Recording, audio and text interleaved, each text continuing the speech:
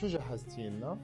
الطبق الأول هو شوربة، اوكي. شوربة فريك، طبق جزائري كتير كتير مشهور.